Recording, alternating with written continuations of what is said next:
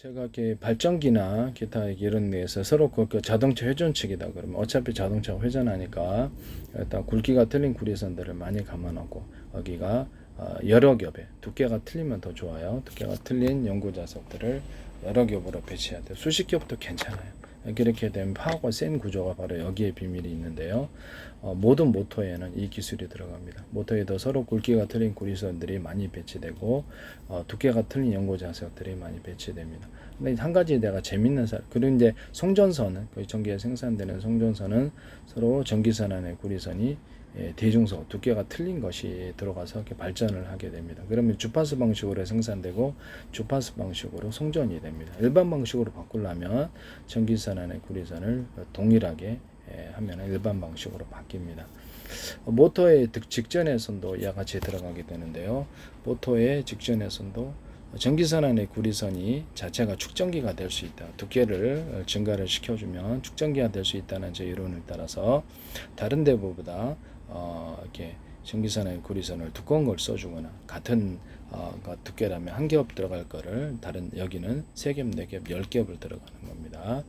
이런 기술을 쓰시면 제 기술이 되겠습니다. 그래서 현재 뭐 자동차 배터리다 그러면 배터리에서 모터를 이제 돌릴 때 모든 배터리 전기를 최대한 끌어서 써도 타지 않는 구조를 주고 전기를 안정적으로 거기다 축적을 해가지고 전기선의 구리선 자체에도 축적을 해서 모터를 파워 있게 돌리는 기술을 쓰고요.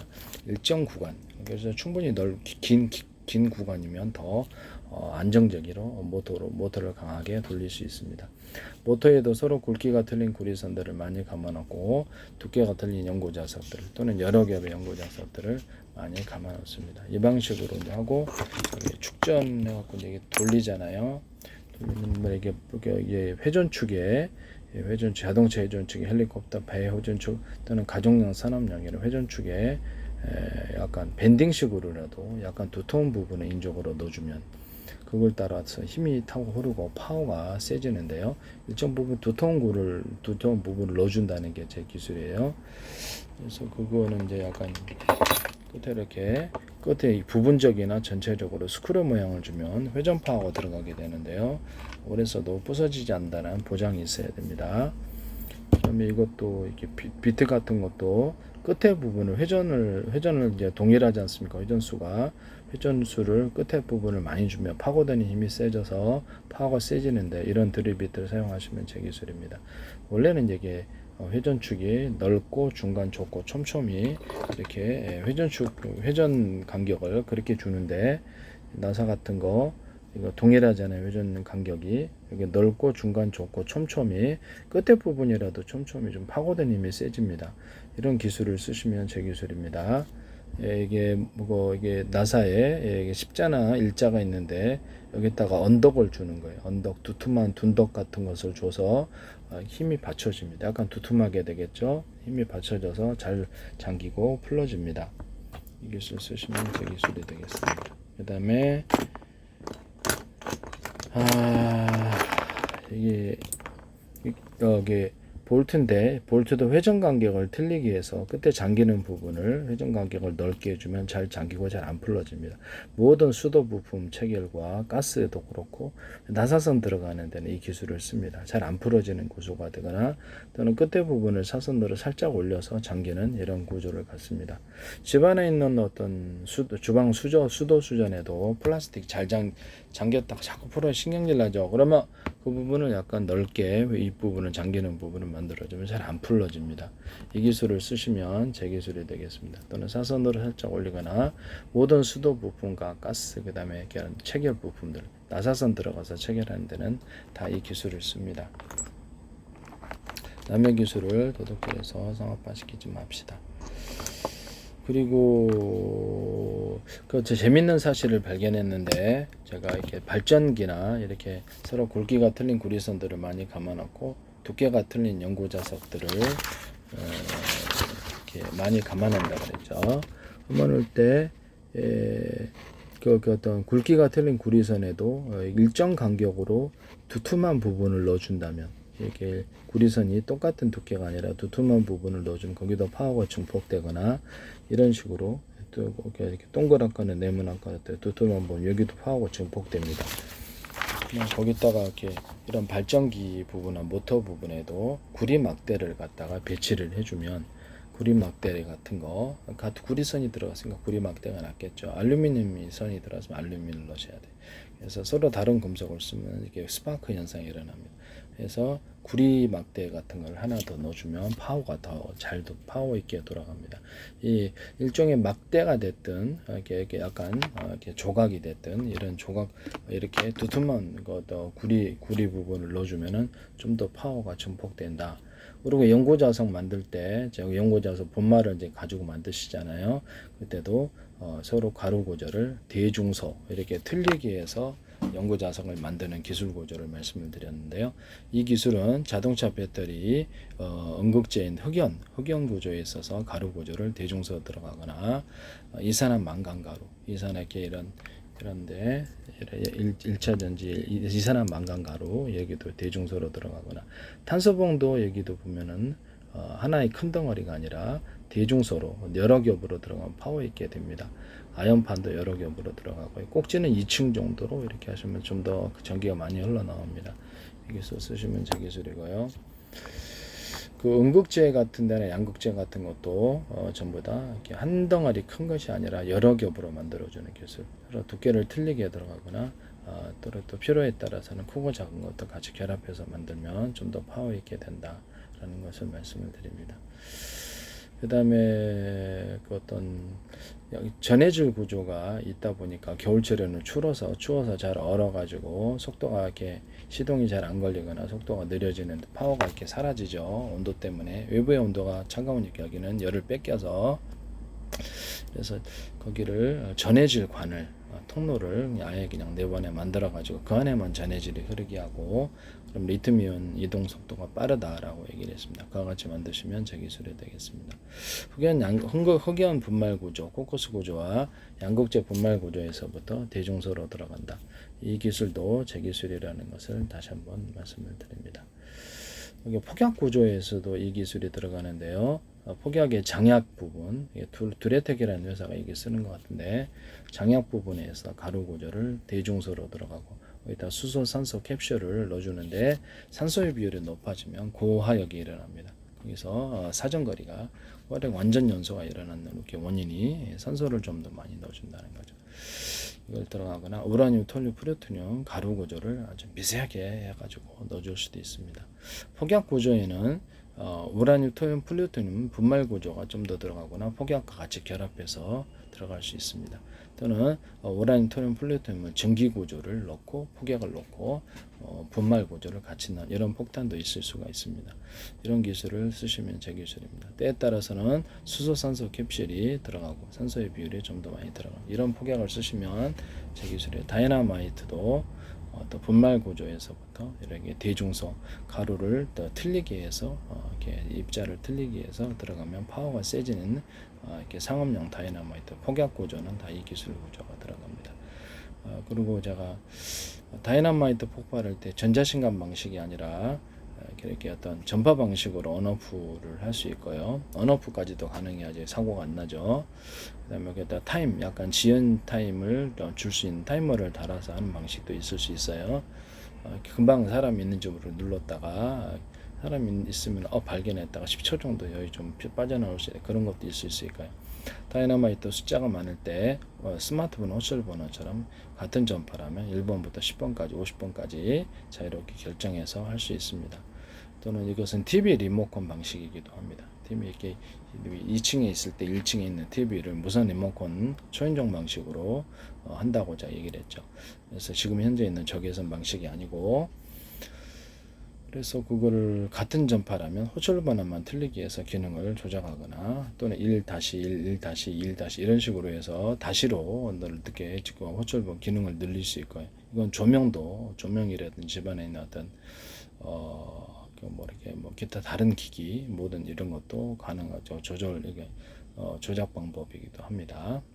또로 다른 파형의 전파로 각각 작동하는 이런 기술 구조도 쓸 수 있습니다. 그렇게 해서 리모컨도 만드시면 제 기술이 되겠습니다.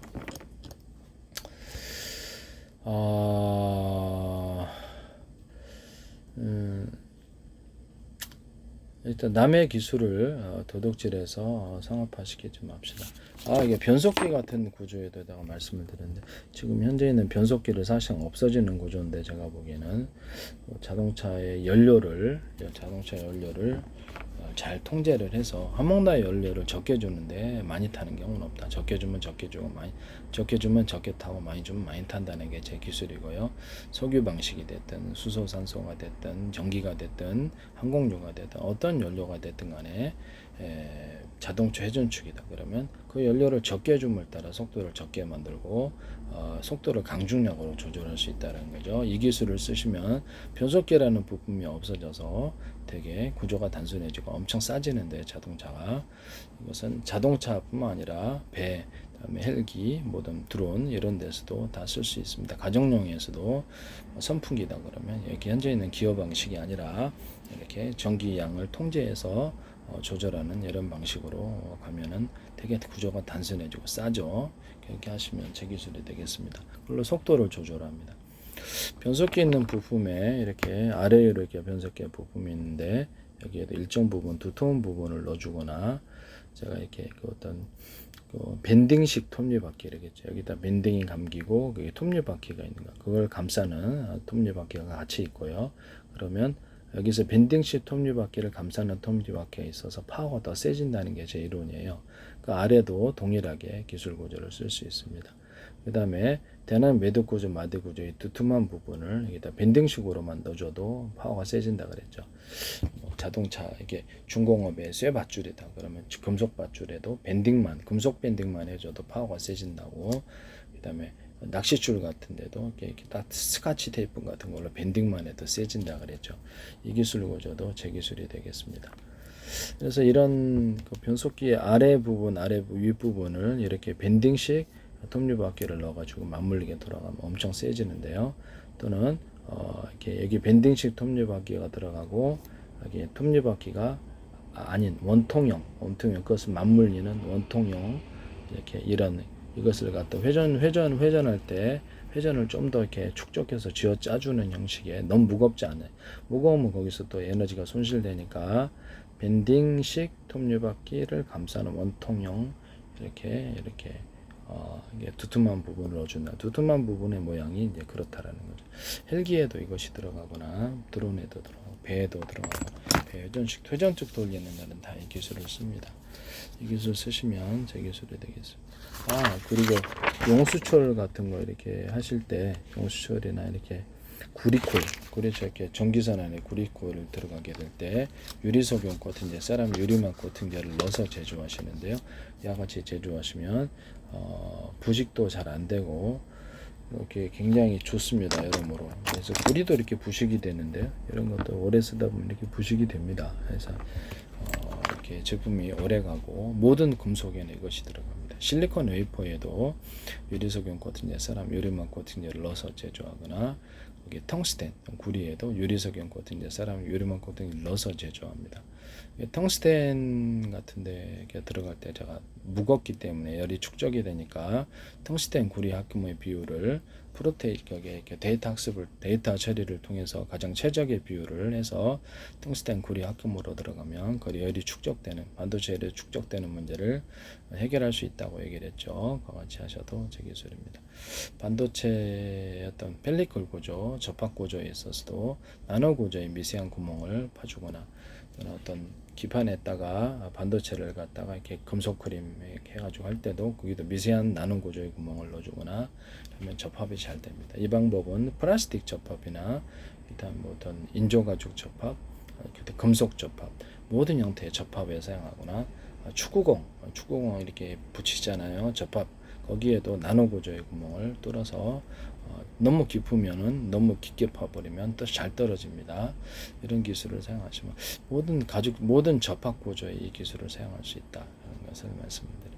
합성섬유 실이라든지 모든 실 구조에 유리석용 코팅제, 세라믹 유리막 코팅을 넣어서 제조하고 염색제, 미술 물감, 페인트, 그 다음에 뭐 엔진 오일 같은 데도 되고요. 우드 스테인 이런 거 엔진오일, 윤활유 같은 데도 유리석용 코팅제, 세라믹 유리막 코팅제를 넣어서 제조하시면 훨씬 더 높은 열을 견디거나 이렇게 엔진을 보호하는 역할을 합니다. 이 기술을 쓰시면 제 기술입니다. 합성섬유 실이나 모든 실구조에도 이걸 쓰시면 페인트, 염색제에도 들어가게 되는데 인쇄 잉크에도 들어가요. 인쇄 잉크도 굉장히 색이 좋아지게 됩니다. 이 기술 쓰시면 제 기술입니다. 산업용 페인트와 모든 페인트에도 이거 쓰시면 남의 기술 도덕질에서 상업화시키지 맙시다. 그 다음에 건축용 실리콘에다가도 유리석용 코팅제, 사람 유리망 코팅제를 넣어서 제조하시고 거기다 에어컨 살균할 때 쓰는 곰팡이 액상제제를 같이 넣어서 제조를 하시면 훨씬 더 좋을 텐데요. 이와 같이 만드시면 제 기술이 되겠습니다. 건축용 실리콘에도 들어가는 모든 고무 제품들에게도 유리석용 코팅제, 사람 유리망 코팅제를 넣어서 제조하거나 비닐계통에도 이것이 들어가고요. 모든 그럼 철망 같은데, 철사 같은데, 철망 같은데도 들어가거나 철근, 그다음에 모든 금속 제품, 금속판에는 다 이게 다 들어갑니다. 구리 동판, 구리 코일, 전기선으로 쓰이든 통신선으로 쓰이든 구리 코일과 모든 본딩 와이어, 그다음에 금은 이런데 모든 금속 부분에 이것이 다 들어간다. 이것이 부식을 막아주거나 알레르기도 막아줘요. 그래서 도금에게도 들어갑니다. 귀금속 도금에게도 들어가고. 알레르기를 막아주는 구조를 갖는다. 금속 알레르기 있거든요. 사람들이 있는 사람. 그래서 이런 부분을 말씀드립니다. 가스관이나 수소 탱크, 이렇게 가스 탱크, 가스관 이런 데도 유리석용 코팅제, 이런 같은 걸 넣어서 제조하거나 페인트 부분에도 이것이 유리석용 코팅제, 사람 유리막 코팅을 넣어서 제조하고 나중에 안팎으로 또 코팅을 좀 더 줄 수 있습니다. 이렇게 PVC 관하고 금속관 모든 이렇게 가스관 이런 데들 전투기 도색할 때도 이게 이렇게 페인팅에도 이것이 들어가게 되면 아주 틀려집니다. 이렇게 하시면 제 기술 구조가 되겠습니다. 열로부터 보호를 하게 되고요. 다양한 효과가 있죠. 전투기 도색할 때와 자동차 철판과 전투기 금속, 배, 철판, 이런 부분들에게도 유리석용 코팅제, 사람 유리막 코팅제를 넣어서 제조하시고 부식으로부터 강합니다. 동축 케이블에 구리 코일에도 이것이 들어갑니다. 그다음에 이렇게 들어가고요. 같이 만드시면 제 기술이 되겠습니다. 플라스틱 창을 갖다 유리석용 코팅제, 사람 유리막 코팅제를 넣어서 제조하시면 거기다가 더해서 이거를 디스플레이 기판으로 가져다 사용할 수 있다고 얘기했죠. 아크릴에도 들어가거나 유리에도 들어갈 수 있습니다. 에폭시 제품에다가도 이것을 유리석용 코팅제, 사람 유리막 코팅제를 넣어서 제조할 수 있습니다. 남의 기술을 도덕질에 상업화시키지 맙시다.